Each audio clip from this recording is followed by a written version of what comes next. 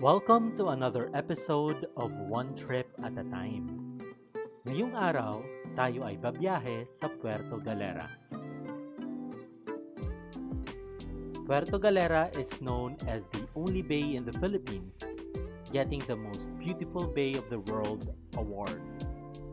As it is only 3 to 4 hours away by bus and by boat, the town has become a popular weekend destination of tourists from Metro Manila and the nearby provinces.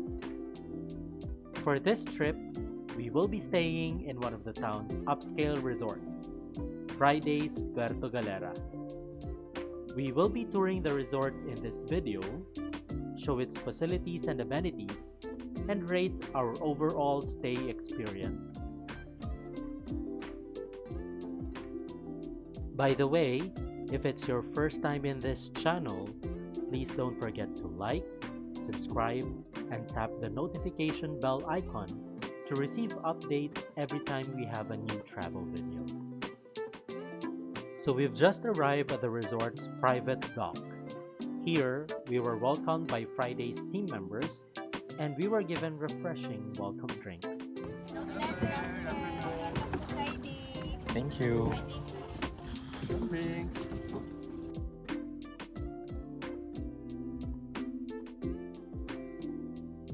A few steps from the dock is the resort's reception area.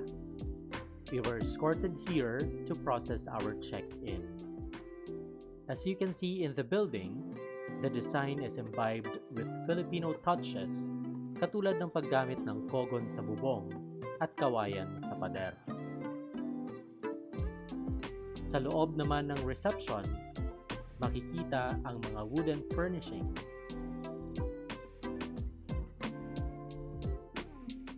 At ang paggamit ng capiz shells sa wall accents.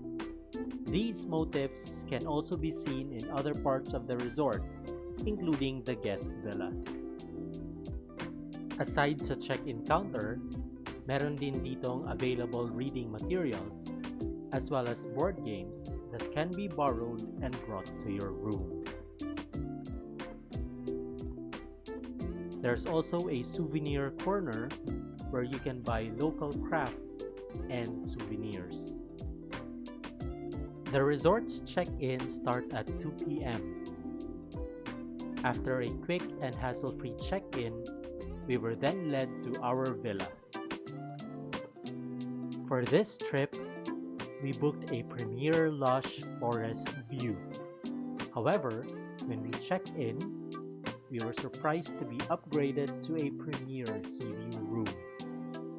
O tara, pasok tayo! You will be greeted by a huge wooden double door. You will be amazed kung gaano kaluwag ang room. This room type is 70 square meters in size. It has a sofa bed on the side which can be converted to an extra bed. Then you have the tea and coffee amenities, a queen-sized bed, a bedside table and lamp, a working desk, and a flat-screen TV.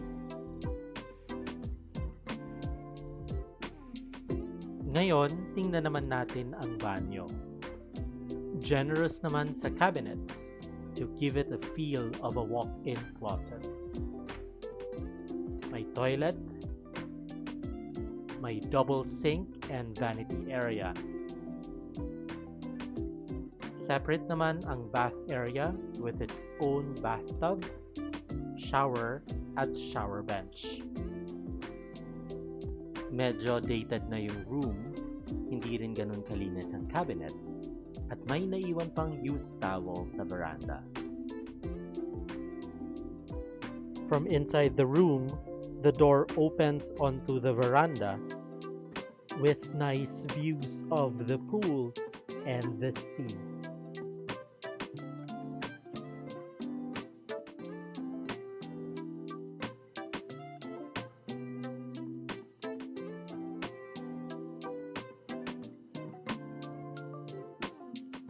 Tingnan naman natin ang iba pang areas ng resort. A short walk from the villas is Crusoe Restaurant. This is the only dining facility inside the island resort. The restaurant serves breakfast, lunch, and dinner from 8 in the morning until 9 in the evening. Although the food options can be quite limited, and there are instances that certain menu items may not be available, dining at Crusoe can still be one of the highlights of your trip. As you can see, it is a beautiful alfresco restaurant. Indeed, as they say, every bite of your food comes with a side of panoramic views of the stunning beach. Here are some of the dishes that we sampled during our trip. We loved that all the food items were freshly prepared and cooked. Of course, you can never go wrong with a free side order of this beautiful view.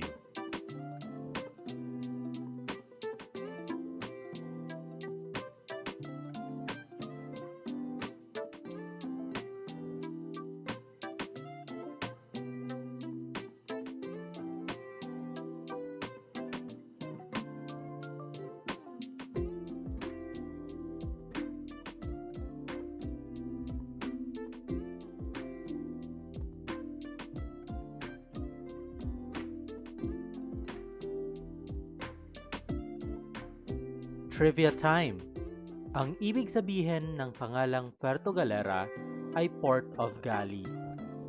Nakuha ang pangalang ito dahil noong panahon ng Spanish colonization, dito namamalagi at nag-stopover ang mga Spanish galleon bago sila tumuloy sa biyahe papuntang Acapulco sa Mexico.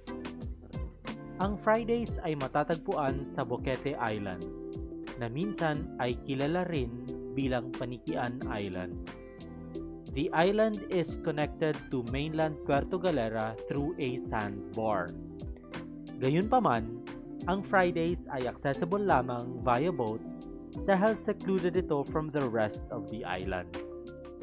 Makikita na ang island ay napapalibutan ng white and pinkish sand, which makes it unique sa iba pang napuntahan naming mga beaches dito sa Pilipinas.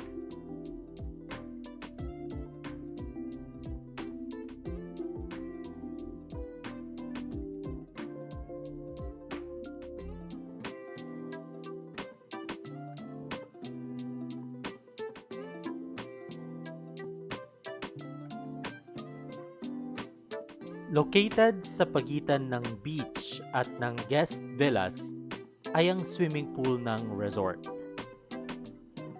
The pool is actually divided into 3 sections.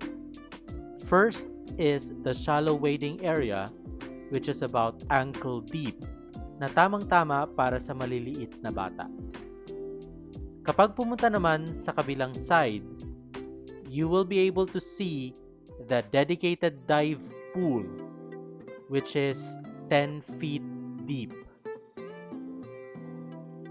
Lastly, in the middle is the IG-worthy infinity pool.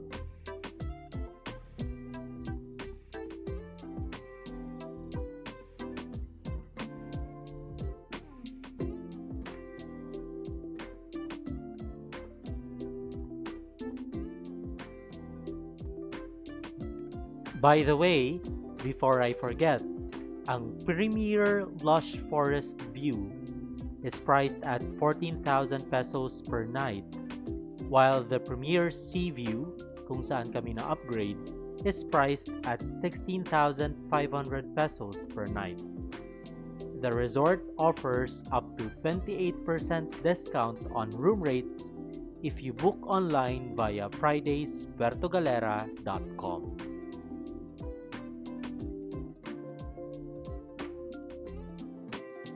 Since isolated ang Fridays, walang ibang mapupuntahang resorts or restaurants by foot. Pero, pwedeng mag-book ng boat transfer papunta sa mainland if gusto nyong bumisita sa White Beach or sa Sabang Beach at ma-experience ang ibang areas ng Puerto Galera during your stay. Ang price ng outrigger boats ay 250 pesos per way. Samantala, ang speedboat naman ay 500 pesos per way.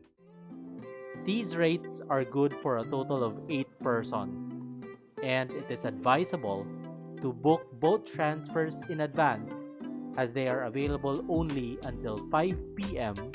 due to Coast Guard regulations. We're almost at the end of the video, so here's our verdict. Para sa stay na to, Fridays get an average score of 8, with service and its exclusive location getting the highest scores. The resort must improve on cleanliness and offer more food options and activities. This way, guests will no longer need to go to the mainland to try something else. So thank you so much for watching and see you in our next video.